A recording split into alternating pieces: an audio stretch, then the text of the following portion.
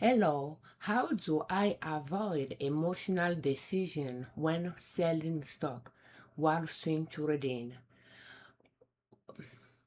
Well, I don't really do anything thinking that I'm trying to avoid emotions when I'm selling. I just know that I don't want to sell at a loss. Let's take an example of MANH as of June 30th, 2026 to take a look at.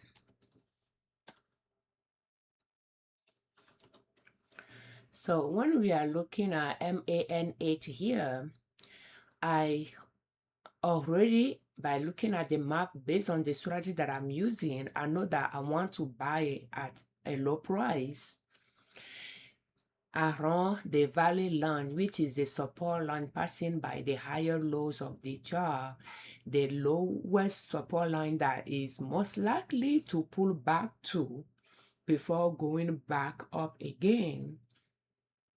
And I want to sell it at all-time highest price around that area, and all-time highest price can take an extended period of time. It's not just when it reach the first all-time highest price. From that point on, any higher price will be all-time highest price, because I'm swing trading large cap stocks, growth stocks. They will continue to grow. So therefore, I'm using maximum chart, more precisely daily chart here. So therefore, I will see all-time highest price on the chart. And I know that I want to sell it after it reach all-time highest price. So when it gets there, I will see the previous cycle from valley to the peak to the valley. How once it reach all-time highest price, for how long it continue to go up, to see if it's okay for me to sell it once it reach all-time highest price again after I purchase it, or if I want to stay in the trade longer. When we are looking at this, for instance, the cycle, the previous cycle is here, but we have the cycle before that here. So we have a peak here. Within this cycle, a breach around this area in 2023. We have the date on the x-axis from the past to the present, and the price on the y-axis from $0 up. So it breached in 2023, but continue to climb up, and of course pulling up and back, using this support line to support the upside wall of the mountain that it was climbing. It continued to climb up all the way to end of 2024 before it was done. So more than a year. And then it pulled back. So when it's around this support line, I purchased it. It went up, but then pulled back again to below it. I purchased it again there. And I have both in my portfolio. And where the price is right now, I'm negative in both purchases, but I'm not going to sell it because I already know that I'm going to sell it when it reaches all-time highest price. Maybe intentionally, that's the steps that I take now to sell it based on emotion.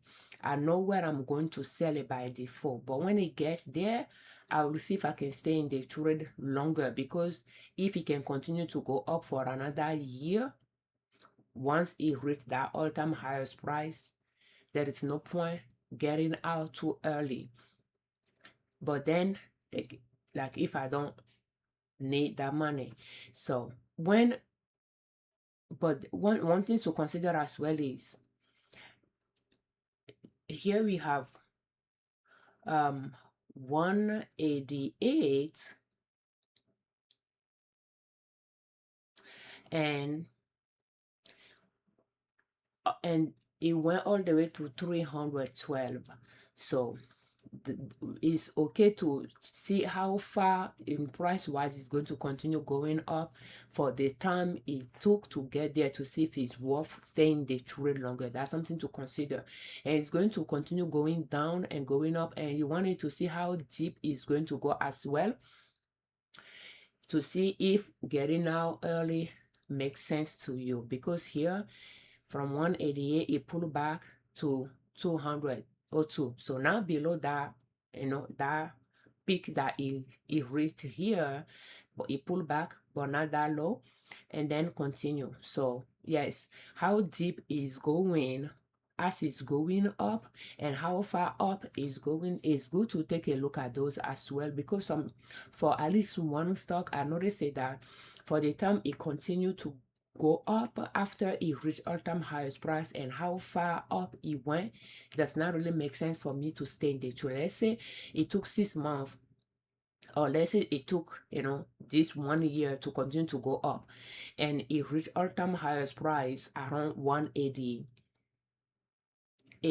let's just say 180 or 190, but then the way it pulled back here was sharply below that 180, for instance, and then it went back up and to 160, like here I think this would be like 265 or something, and then went down and went to 266 or things like that, and finished around 260 something. From 188 to 260 to 270, for instance, almost $100 difference though. But then it goes down like $100 different as well. Those are where you use your own judgment call to see, well, for all those fluctuations, is it just better you get out, lock in that profit, and use that money to buy another stocks while you are waiting for it to come down, knowing that it's going to continue going up for about a year before it's ready, or if it makes sense to just stay in the trade. Those are things that you'll have to find out for yourself. But and again, it's a learning process for me. I like to swing through the same stocks over and over and over, so that I can familiarize myself with them and get to know those features of the chart. So but those are things that I try to implement, and that allowed me to sell it at a profit. And sometimes when it reach a spot that I will sell it, I have not figured out those well, because sometimes I will wonder if it's okay for me to sell it or not, and I had to remind myself, paying attention to how much profit I have in it, where it is now, and where it could continue to be based on the past, and ask myself, am I too greedy staying longer in the trade? Is it okay for me to get out? And I asked myself quite a bit when I was trading, let's see, when I was selling this stock. So now that it has gone way past where I sold it, we can look back and take a look.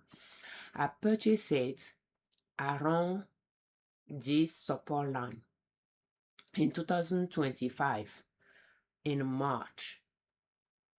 Let's say around 69, let's just say $70.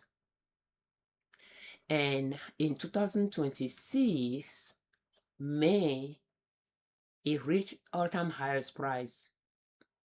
In April, I stayed in it until May, but asked myself if I want to sell it, if I should sell it.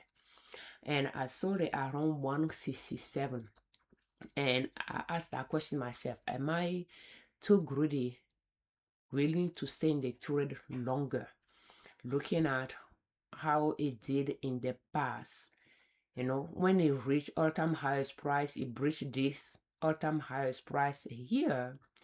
It didn't continue too long, from November to January, and then it went down. So few months. So based on that assumption, After staying the trade for about a month, after it reached all-time highest price, I decided to get out. But guess what?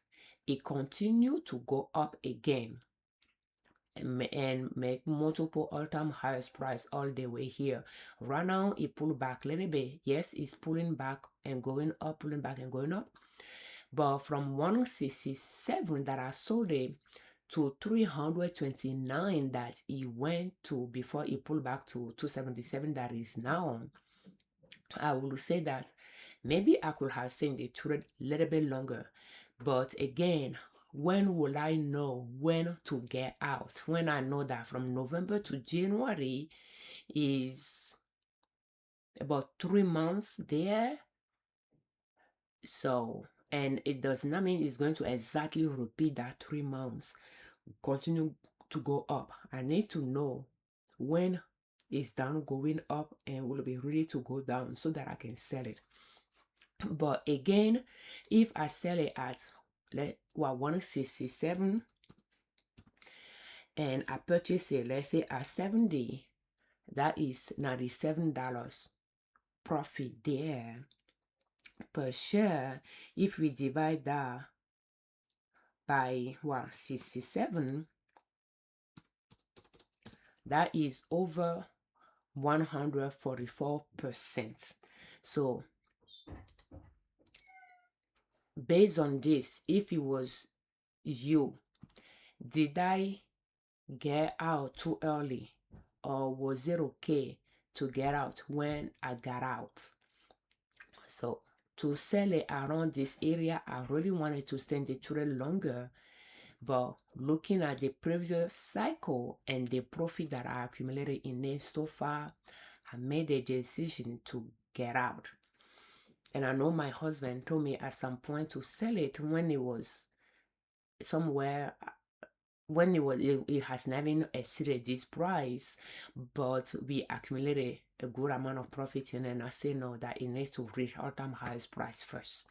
And from that moment on, I kept asking myself if I should sell it, and I decided to sell it here. So I use all-time highest price as my first default selling point. But it's depend on the type of stocks that I'm swing trading, which is growth stock. So depend on the strategy you are using, how you try to avoid emotional selling could be different. But how do you avoid getting emotion involved when you are selling? I don't really think we should try to avoid emotion here, because I mean, it's okay to trust your gut as well. So not just using facts necessarily, but it's okay, your intuition can guide you in decision you make in life as well. So it's okay to listen to your intuition so that we can learn to understand when our intuition is talking to us. We can learn to listen to it as well, and try to use facts to see if our intuition is correct. But I don't think that's something we need to figure out before we start swing trading, but we will keep improving those as we get along. It is a skill we are going to keep improving. So thank you so much for watching. We thank you very much for your time. Thank you for all your comments. And when it comes to MANH, it's now the time for me to sell it. It's still around my buying zone. So we thank you very much for subscribing to our channel. I'm Afiavi, Liberman, and on our channel we share different ways to save money and different ways to make money to reach your financial independence. And swing trading could be over time a stream of income. Just that slowly and over time, but surely you'll grow your account.